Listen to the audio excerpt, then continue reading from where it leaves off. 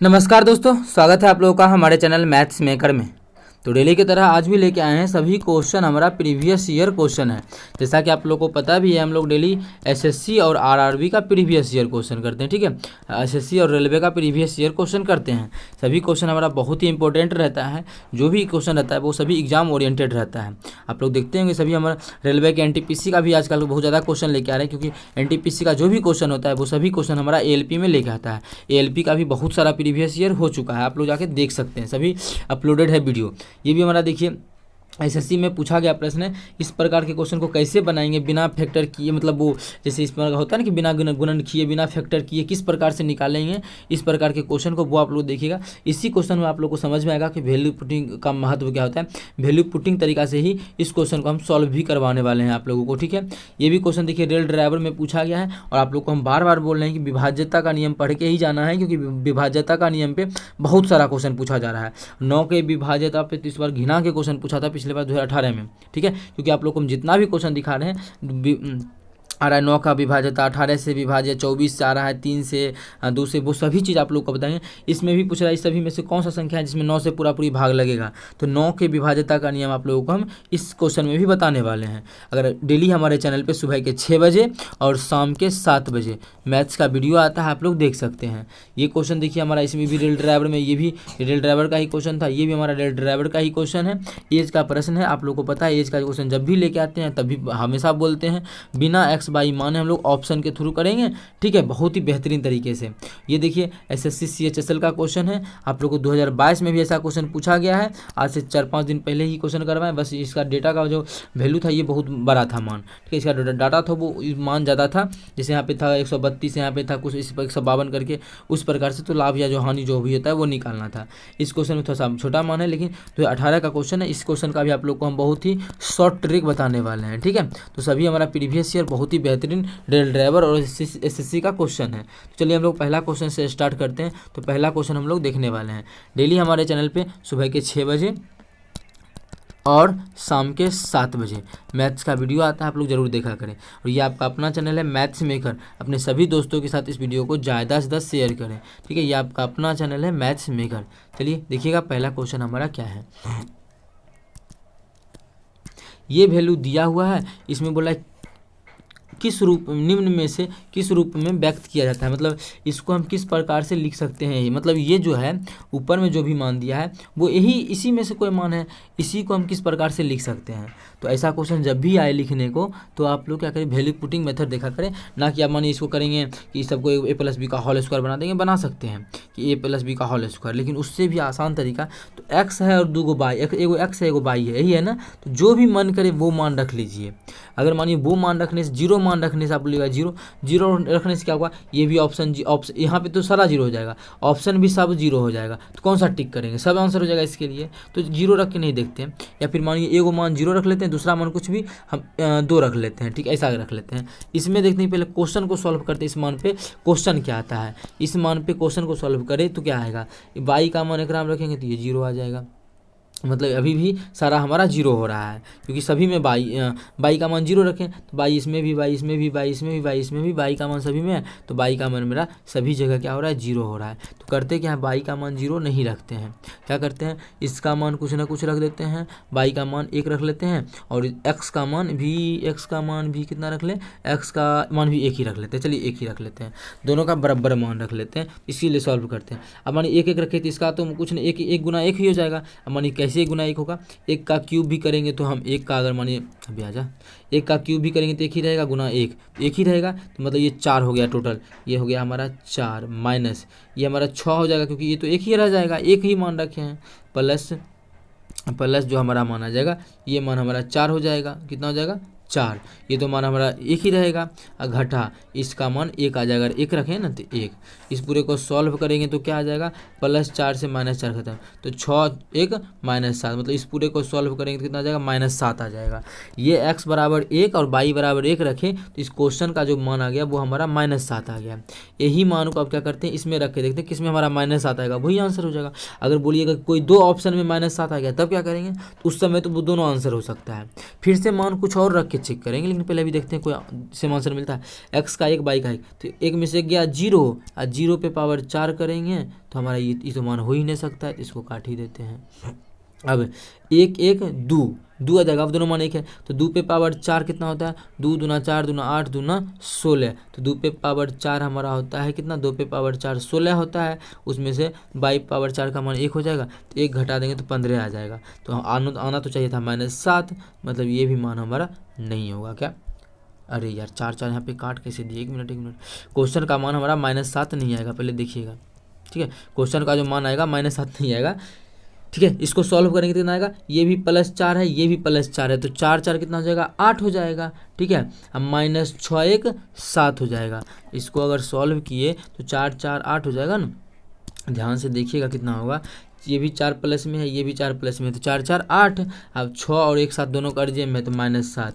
इसको सॉल्व करेंगे तो 1 आएगा, मतलब इस वैल्यू पर x बराबर 1 और y बराबर 1 के वैल्यू पर इसका जो मान है 1 आएगा, ठीक है। कितना आएगा, +1 आएगा। अब देखते हैं किस ऑप्शन में प्लस में 1 आता है, यही वैल्यू पर, तो ही आंसर हो जाएगा, क्योंकि जो चीज़ ये है इसी को गुणनखंड करके ये लिखना है, दोनों सेम चीज़ है। तो जब यहाँ पे 1 आया तो यहाँ पे भी नीचे में भी इस ऑप्शन में भी 1 ही आना चाहिए, तो कितना आ जाएगा, 1 1 घटा 1 1 का 0, कितना हो जाएगा, 1 घटा 1 तो 0, ये खत्म, तो -1 पे पावर 4 मतलब माइनस, ठीक है।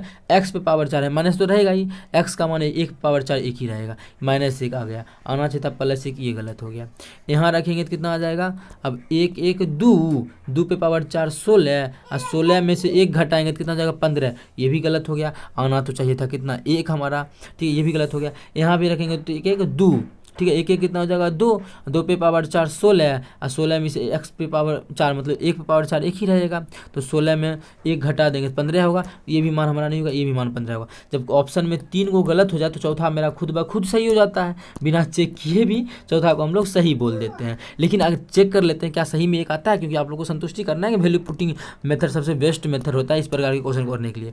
अब देखिए x पे पावर 4 मतलब 1, x का तो मान 1 है, 1 पे पावर 4 हमारा 1 होगा, घटा x में घटा देंगे 22, तो 1 में 1 घटाएंगे तो 0, मतलब ये पूरा 0 हो गया, मतलब 1 आ गया। हमको आना कितना चाहिए था, यहाँ देखिए 1 ही आना चाहिए था, मतलब चौथा ऑप्शन को रखने से ये क्या हुआ, मान सेटिस्फाई किया, तो चौथा ऑप्शन हमारा बिल्कुल करेक्ट आंसर हो जाएगा। कौन सा ऑप्शन, चौथा ऑप्शन।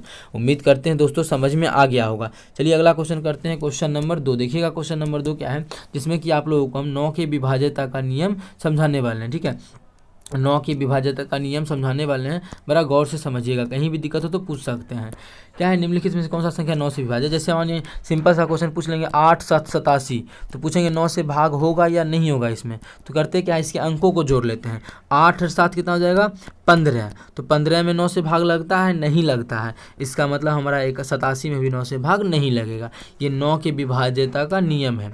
अब कोई संख्या ले लेते हैं, जैसे मानिए 81 में ही 9 से भाग लगता है, हम लोग जानते हैं, लेकिन चेक करना है तो 8 1 9, तो 9 में 9 से भाग लगता है, बिल्कुल लगता है, इसका मतलब 81 में भी 9 से भाग लगेगा, ठीक है। अब मानिए कोई बड़ा संख्या दे देते हैं, 9 8 7 9 6 2, ठीक है। पूछेंगे इसमें हमारा 9 से भाग लगेगा कि नहीं लगेगा, तो 9 8 कितना हो जाएगा 17, 17 7 कितना हो जाएगा 24, 24 और 9 कितना हो जाएगा 33, 24 और 9 33, और 33 हमारा 6 कितना हो जाएगा 39, 33 6 39 2 41, कितना आ गया 41 आ गया। तो 41 में हमारा क्या 9 से भाग लगता है, नहीं लगता है। जब 41 में हमारा 9 से भाग नहीं लगता है, इसका मतलब बोल सकते हैं कि इस संख्या में भी 9 से भाग नहीं लगेगा। तो आप पूछेगा ना क्या इतना जोड़ना जरूरी है, क्या इतना जोड़ेंगे तब भी तो ज़्यादा ही टाइम लगेगा, इससे अच्छा 9 से भाग ले लेंगे, तो उतना भी नहीं जोड़ना है। अब देखिए 9 से भाग का नाम लगता है, इसको काट देंगे, ठीक है। दूसरा कलर लेते हैं, 9 से भाग इसमें लगता है, इसको काट देंगे, 9 से भाग इसमें लगता है, इसको काट देंगे, 7 और 2 9 से भाग लगता है, काट देंगे, तो 8 6 14 आ गया। 14 में हमारा 9 से भाग लगता है, बिल्कुल नहीं लगता, मतलब इस संख्या में भी नहीं लगेगा। तो इस प्रकार से भी शॉर्ट तरीका से भी निकाल सकते हैं। अगर इसी क्वेश्चन में आ जाता कि शेषफल कितना बचेगा, एक क्वेश्चन से 1000 क्वेश्चन हम लोग बना के समझाते हैं, ठीक है। अगर इसी में पूछता कि शेषफल कितना आएगा, अगर भाग करेंगे तो शेषफल का मान कितना आएगा, तो हम बताते हैं कि भाग जब करेंगे तो शेषफल का मान हमारा कितना आएगा उस पर आप लोग गौर कीजिएगा। अब देखिए उस तरीका से भी देखें तो सभी का योगफल कितना आया था, 41 आया था ना, सबको जोड़े थे। तो यहीं पे शेषफल पूछता तो क्या कर लेते, 4 1 5, यहाँ भी जोड़ लेते, 4 1 5 आ गया। तो अब या फिर आप लोग का मन करे इसी में 9 से भाग कीजिए, 9 चौके 36, तो शेषफल कितना बच गया, रिमाइंडर हमारा 5 बच गया। क्या इतना जोड़ के भाग करे, इतना मेहनत करे, नहीं। इतना मेहनत अगर नहीं करना है तो क्या करना है, दूसरा तरीका क्या है, इसी को जोड़ लीजिए, 4 1 5, 5 हमारा आ गया ना, तो इसमें भाग करेंगे 9 से तो 5 से शेषफल बचेगा। तो फिर बोलिएगा ना क्या 41 तक भी तो जोड़े, इतना तो मेहनत किया, तो नहीं 41 तक नहीं जोड़ना है। उसके बाद वाला जो तरीका आप लोग को बताया इस प्रकार से कि हमारा क्या हो जाएगा, यहाँ पे 9 खत्म, ये 9 खत्म, 7 2 9 खत्म, तो 8 6 14 आ गया। तो 14 में ही 9 से भाग कर देंगे तो 9 का 9 9 5 14, 5 शेषफल बच जाएगा। या फिर वहाँ से भी अलग जाना है तो 4 1 5 जोड़ने पे कितना आ गया, 5 आ गया, मतलब शेषफल 5 आ जाएगा। 4 तरीका बता दिया आप लोग को शेषफल निकालने का। भाग नहीं लगे तो शेषफल हमारा इसी जो भी अंकों का योगफल आया उसी में भाग करके चेक कर लेंगे, तो शेषफल जो बच जाएगा वो 5 बच जाएगा। लेकिन अब हम लोग क्वेश्चन पे चलते हैं, आप लोग को बहुत कुछ समझ में आ गया होगा। 9 से भाग करना है तो शेषफल चेक करना है, तो कर लेते हैं। तो कितना हो जाएगा, ये 7 8 4 12 12 12 5 17 17 और 6 कितना होता है 23 23 और 7 कितना हो जाएगा 30 30 में हमारा 9 से भाग लगता है, नहीं लगता, तो इसमें भी भाग नहीं लगेगा। अब 7 और 2 9 खत्म, 7 2 9 खत्म, 8 4 12 12 6 18, ये इसका योगफल कितना आ गया 18। 18 में 9 से भाग लगता है, बिल्कुल लगता है, मतलब इस संख्या में भी 9 से भाग लगेगा। बस यही मेरा आंसर हो जाएगा, आगे किसी कहीं जाना ही नहीं है, टाइम क्यों बर्बाद करें। लेकिन अभी हम लोग घर में ही है, चेक कर सकते हैं। तो 5 5 10 6 16 16 6 22 22 7 29, 29 में हमारा भाग लगता है, 9 से नहीं लगता, मतलब इसमें भी भाग नहीं लगेगा। 3 यहाँ से जोड़े तो 5 4 9 खत्म, 3 2 5 1 6, योगफल कितना 6 आ गया, 6 में भाग लगता है, 9 से नहीं लगता, मतलब इसमें भी भाग नहीं लगेगा। तो उतना चेक ही नहीं करना था, मेरा आंसर यहीं पे मिल गया था, तो वही मेरा बिल्कुल करेक्ट आंसर हो जाता। ठीक है, उम्मीद करते हैं दोस्तों समझ में आ गया होगा। कहीं भी किसी प्रकार का कोई भी दिक्कत हो किसी भी क्वेश्चन में तो कमेंट करके पूछ सकते हैं। चलिए अगला क्वेश्चन करते हैं, क्वेश्चन नंबर 3 हमारा। देखिएगा क्वेश्चन नंबर 3 क्या है, क्योंकि बहुत ही बेहतरीन तरीके से हम करवाने वाले हैं। एज का क्वेश्चन है जो कि हमेशा बोलते हैं उसी प्रकार से करवाएंगे। क्या है क्वेश्चन, रोशन की वर्तमान उम्र उषा की वर्तमान उम्र के 1.5 मतलब 1.5 गुने से 3 वर्ष कम है। ठीक है, जो भी बोला है करेंगे। 12 वर्ष पहले उषा की उम्र, कौन कौन है, एगो रोशन है एगो उषा है। 12 वर्ष पहले रोशन की उम्र के आधे से 3 वर्ष अधिक था। जो भी बात बोला है उसको उतना पढ़ना ही नहीं है, बस लास्ट में देखना है। 2 चीज़ पढ़ ले, 2 नाम है और इसमें हम देख लिए किसका क्वेश्चन में पूछा, रोशन का वर्तमान उम्र, यही पूछा ना, रोशन की वर्तमान उम्र कितना होगा। अच्छा, जो भी आंसर में पूछा है रोशन का वर्तमान उम्र पूछा है, तो जो भी ऑप्शन होगा यही चारों में से कोई एक मेरा क्या होगा आंसर होगा। पूछा है ना कि रोशन की वर्तमान उम्र क्या होगा, इसी चारों में से कोई एक होगा। तो हम लोग ऑप्शन के थ्रू चलते हैं। इस विधि को बोलते हैं गो थ्रू ऑप्शन। क्या बोलते हैं इस विधि को, गो थ्रू ऑप्शन। इस विधि को जो बोलते हैं वो हम लोग गो थ्रू ऑप्शन बोलते हैं। मान लेते हैं ये इसका 42 साल उम्र है, कितना 42 साल। रोशन का पूछा तो मान लेते हैं रोशन हमारा 42 साल का है। कितने साल का हो गया रोशन, 42 साल का ये हमारा हो गया। ठीक है, अगर इसी में हम पहले इसको कर लेते हैं थोड़ा सा छोटा और क्वेश्चन को करते हैं सॉल्व। ठीक है, अब बोला रोशन की वर्तमान उषा की वर्तमान उम्र के 1.5 गुने से 3 वर्ष कम था। ये जो 42 है उषा का जितना भी मानिए एक्स ही है, तो एक्स के 1.5 गुने से हाँ ठीक है, तो क्या बोला है, जो उषा का उम्र है उषा की उम्र वर्तमान उम्र की 1.5 गुने से 3 वर्ष, इससे 3 वर्ष कम है कौन, और रोशन। हम तो रोशन को 42 मान लिए, मतलब इसी में इतना कर देंगे। ठीक है, 42 माने ना, तो इसी में सब देखते हैं यहाँ से उषा का कितना निकलता है, तो ऐसे कैसे पता चलेगा। फिर आगे भी जो मान यहाँ से उषा का निकलेगा वो आगे भी सेटिस्फाई होना चाहिए। ठीक है, अब -3 उधर जाके +3 हो जाएगा, तो उधर जाके +3 होगा तो माइनस उधर गया +3, तो 42 था तो 42 3 हमारा 45 हो जाएगा। ठीक है, यहाँ से क्या करेंगे, दशमलव उड़ाएंगे तो यहाँ 0 कर सकते हैं, इसको काटेंगे तो 15 तिया 45, तो एक्स का मान कितना आ जाएगा 30 साल। मतलब उषा जो हो जाएगी, उषा का मान एक्स नहीं हो जाएगा, कितना 30 साल हो जाएगा। ठीक है, उषा का जो मान हो जाएगा वो 30 साल हो जाएगा। अब देखते हैं आगे सेटिस्फाई होता है कि नहीं। 12 साल पहले, तो 12 साल पहले ये कितने साल का होगा, 30 साल का, तो 12 साल पहले इसका भी जाएंगे तो 12 साल ये भी जो हमारा होगा 18 साल का होगा।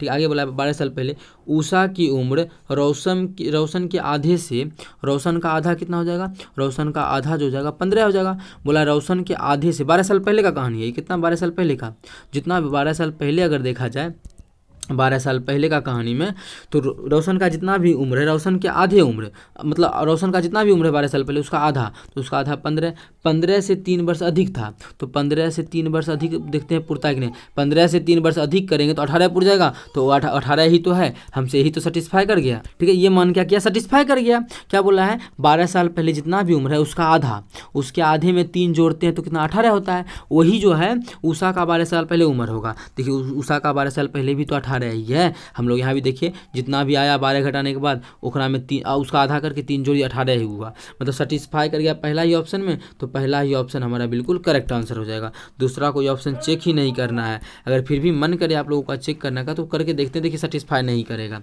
ठीक है, मन अगर करे सेटिस्फाई चेक करने का, तो मानिए इसी क्वेश्चन को हम क्या करते हैं, कॉपी करके इसी में सेटिस्फाई करवाते हैं कि अगर होता है या नहीं होता है। ठीक है, तो इसी क्वेश्चन को यहाँ से मान को कर देते हैं क्या, इरेज। 42 माने थे, 42 पे सेटिस्फाई कर गया। अब हम लोग कुछ दूसरा मान के देखते हैं। ठीक है, इसको भी कर लेते हैं डिलीट। यहाँ से मान लेते हैं 39 तो नहीं मानते क्योंकि बहुत अटपटा सा मान आ जाएगा। ठीक है, 1.5 गुना भी नहीं कर पाएंगे सही से पॉइंट में आ जाएगा, तो मान लेते हैं 30 साल ही। किसी को भी चेक करना नहीं होगा, ये भी नहीं होगा, ये भी हमारा नहीं होगा, ये भी नहीं होगा, तो एक ही मानते अच्छा सा मान, जिसको भी आधा इसमें आधा भी आसानी से कर सकते हैं, इसका आधा आसानी से नहीं कर सकते, 39 है, इसलिए हम 30 ही मान रहे हैं। मान लेते हैं इसका उम्र 30 साल है। ठीक है, तो क्वेश्चन में बोला है क्या, इसका एक्स मान लिए हैं, तो उषा के उम्र का 1.5 गुना से 3 वर्ष अधिक, 3 वर्ष कम है कौन, रोशन। रोशन मतलब 33 है, मतलब जैसे रोशन तो 30 है ना, हम लोग 30 माने हैं, तो उषा का उम्र में 1.5 से गुना किए, ओकरा में 3 घटा दिए, तब जो बन गई वो कौन बन गई, तब जो बन गया रोशन बन गया। ठीक है, यहाँ से अगर देखा जाए तो यहाँ से x का मान निकालेंगे तो x गुना 1.5, ये 3 उधर जाके जुड़ जाएगा, तो कितना हो जाएगा 33 हो जाएगा। इसका दशमलव उड़ाएंगे तो 0 हो जाएगा, मतलब यहाँ पे करें तो 10 हो जाएगा। ठीक है, काटेंगे तो 5 से काटेंगे, 3 से काटेंगे, 3 5 15, 3 से काटेंगे 11, 3 से 5 से काटेंगे 5 दूना 10, 11 दूना 22 साल आ गया। मतलब यहाँ से x का मान रखें तो उषा का जो मान आ गया वो 22 साल आ गया। इतना आप लोग सॉल्व कर सकते हैं। आगे भी सेटिस्फाई होना चाहिए, जैसे उस क्वेश्चन में हुआ था 12 साल पहले, तो 12 साल पहले रवि ये जो रोशन है वो कितने साल का होगा, 18 साल का। 12 साल पहले ये कितने साल का होगा, 12 साल पहले जी होगा 10 साल का होगा। यही बोला है 12 साल पहले जो बोला है उषा की उम्र रोशन के उम्र का आधा, तो रोशन का उम्र कितना 18 है, तो रोशन के उम्र का आधा, 12 साल पहले का कहानी है, रोशन के उम्र का आधा, तो रोशन तो 18 साल का है, इसका आधा 9 साल होगा। रोशन के उम्र का आधा जो भी है उससे 3 वर्ष अधिक, ओकरा से 3 वर्ष अधिक तो हमारा 12 हो जाएगा ना, उससे 3 वर्ष अधिक, लेकिन हमको तो दिया हुआ 10 ही है, मतलब उसका तो 12 साल पहले 10 ही आया था, सेटिस्फाई नहीं किया। लेकिन यहाँ पे देखिए 12 साल पहले 18 आया था, इसमें 3 जोड़ दिए तो 18 पूर गया, लेकिन इसमें नहीं पूरा, इसीलिए हमारा कोई भी ऑप्शन नहीं होगा, सिर्फ और सिर्फ एक ही ऑप्शन होगा, पहला ही ऑप्शन, उसके अलावा कोई भी ऑप्शन नहीं हो सकता है। ठीक है, तो सेटिस्फाई नहीं किया, इसी प्रकार से चेक किया जाता है। उम्मीद करते हैं समझ में आ गया होगा। डेली हमारे चैनल पर सुबह के 6 बजे और शाम के 7 बजे मैथ्स का वीडियो आता है, आप लोग जरूर देखा करें। अगला क्वेश्चन देखिएगा, क्वेश्चन नंबर हमारा क्या है, 4 नंबर क्वेश्चन है, जो किसका की बहुत ही बेहतरीन तरीका हम बताने वाले भी। क्या है जो हमारा है, क्या है, 56 कुर्सियों बेचने पर, ठीक है, 56 कुर्सी पर मोहन को 6 कुर्सियों के विक्रय मूल्य के बराबर लाभ कमाता है, तो लाभ प्रतिशत क्या है। अब देखिए ऐसा क्वेश्चन जब भी आए, बहुत ही बेहतरीन क्वेश्चन है, ऐसा क्वेश्चन आप लोग को हम करवाए ही हैं। ठीक है, 56 कुर्सी को बेच रहा है, ऐसा नहीं कहेंगे SP मान लेंगे 56, 6 को का क्या विक्रय मूल्य के बराबर लाभ होता है, तो लाभ को मान लेंगे ये, वैसा नहीं करना है। जो भी दिया उसमें विक्रय मूल्य के बराबर लाभ होता है, विक्रय मूल्य के बराबर लाभ होता है, तो इसीलिए विक्रय मूल्य को ही मानेंगे। ठीक है, जो भी जिसके बराबर लाभ होगा, क्रय मूल्य के बराबर लाभ होता है, जैसे इससे पहले वाला वीडियो में जो कि 2022 में पूछा गया प्रश्न है SSC CGL का, उसमें बोलता था कि क्रय मूल्य के बराबर लाभ हुआ है, तो उसमें क्रय मूल्य के ही माने थे। वो क्या माने थे वो देखिएगा, क्या मानेंगे, एक वस्तु ये कुर्सी है ना, तो एक माने एक चेयर का SP का बात किया कि उसी के बराबर क्या हो रहा है, लाभ हो रहा है, उसी के बराबर ना।